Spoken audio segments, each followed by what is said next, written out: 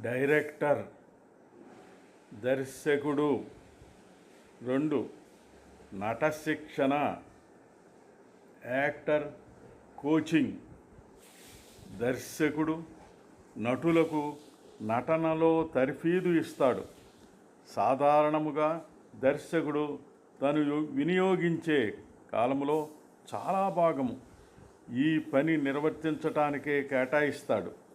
ఈ తర్ఫీదు ఇవ్వటం అనేది పాత్రధారులను, నటులను మొదటిసారి సమావేశం పరిచినప్పటి నుంచి జరుగుతుంది. ప్రాథమికంగా నాటక ప్రదర్శన ఎలా ఉండాలో భావించినది దర్శకుడు వివరిస్తాడు. దృక్పథము కాన్సెప్ట్, దాని వివరణ లేక అంతరార్థ విశదీకరణము ఇంటర్ప్రిటేషన్, దాన్ని నిర్ణయించిన దృష్టి ఇంటెండెడ్ లుక్, మరియు రంగస్థల ప్రదర్శన శైలి style of the theatrical product.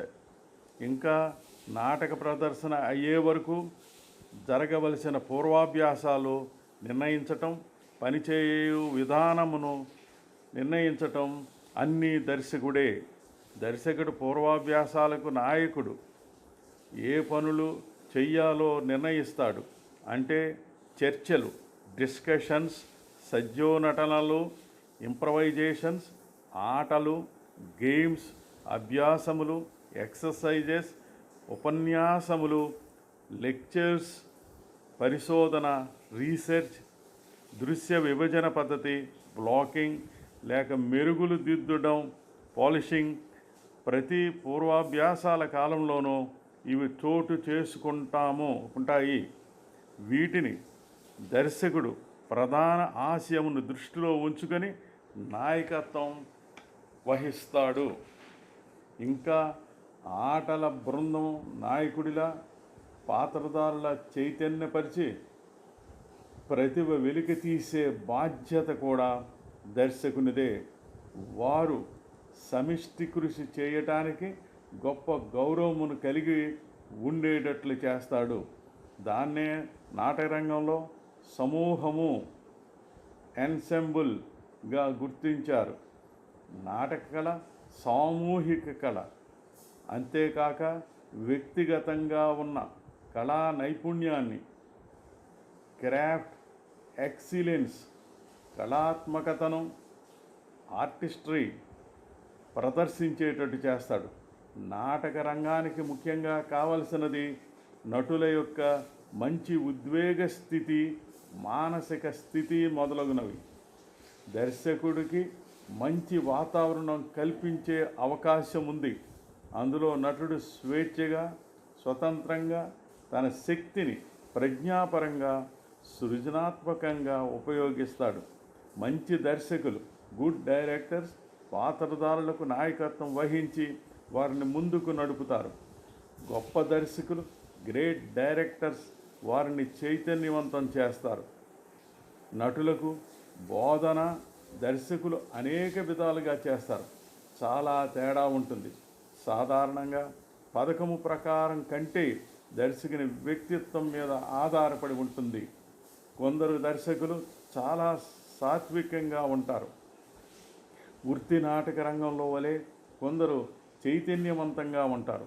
లేదా నటుల ఉద్దేశాలను, నటనలను, రంగస్థల వ్యాపారమును కొందరు పరిరక్షిస్తారు. విపర్యయముగా కూడా పరిస్థితులు ఉంటాయి.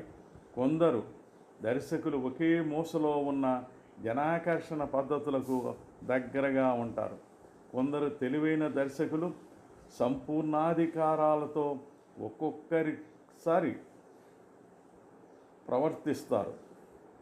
వారు నటులను బుజ్జగించటం, దుర్భాషలపై బలము చూపి భయపెట్టడం, అనుకూలముగా వాదించటం, తుఫానులా విరుచుకుపడటం, అధికముగా కోపగించుకోవటం మొదలగు చేస్తారు.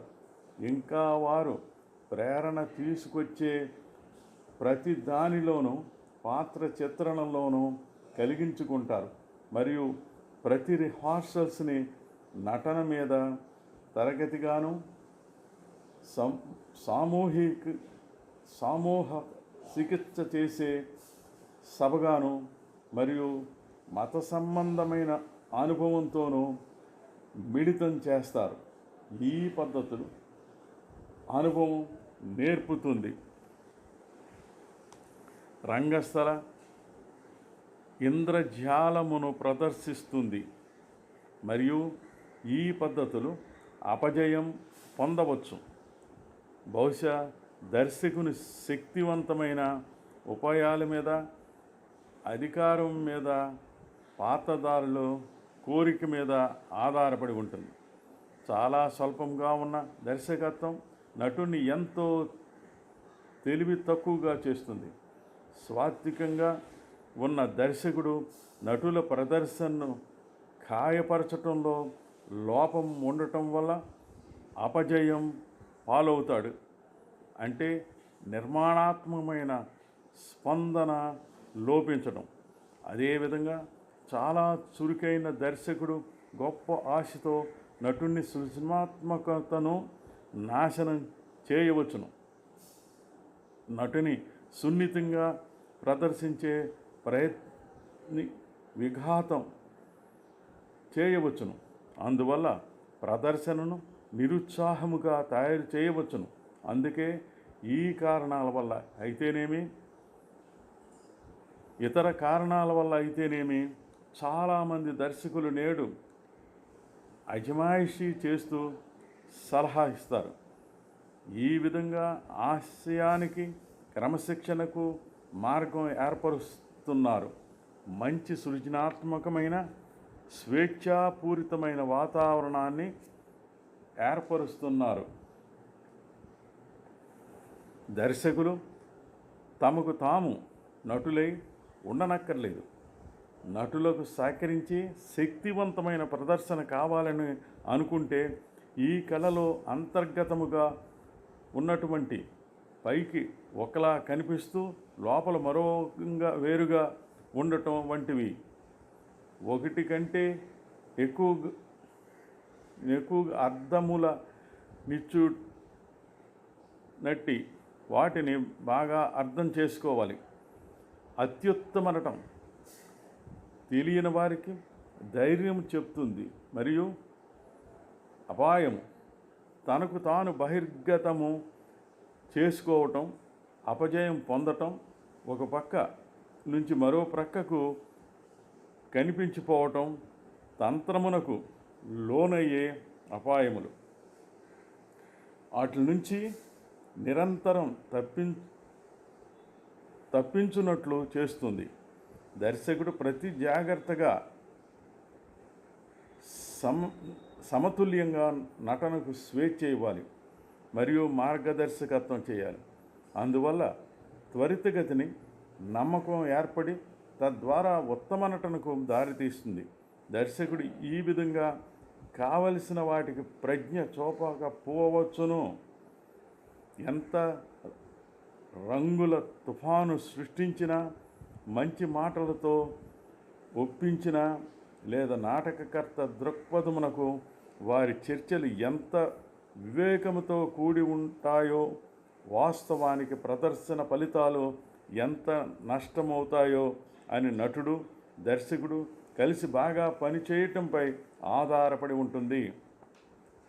గమనిక: నేను రచించి ప్రచురించిన నీకన్నా పశువునయం, పిల్లలు పశువుల్లా ఆడి చెప్పే నీతి కథ, పశుపక్షాదుల పాత్రలతో పిల్లలు పశువుల్లా ఆడి చెప్పే నీతి కథాంశం గల పిల్లల నాటిక పూర్తి ముఖవాడ మాస్ నాటిక. ఇది మాటలు, పాటలు ఉన్నాయి, మూకాభినయం సన్నివేశం కూడా ఉంది.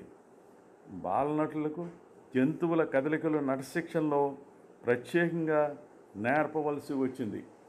నేను రచించి ప్రచురించిన కోతి విద్యలు కూటు కొరకే జంతు సంక్షేమ నాటిక, మూకాభినయ నాటిక, బాలనటులకు కోతుల కదలికలు, మూకాభినయం ప్రత్యేకంగా నటశిక్షణ ఇవ్వవలసి వచ్చింది. చిత్రకవి ఆత్రేయ రచించిన సినీవాలి బుడబుక్కలవాడు చెప్పే కథ నటాలి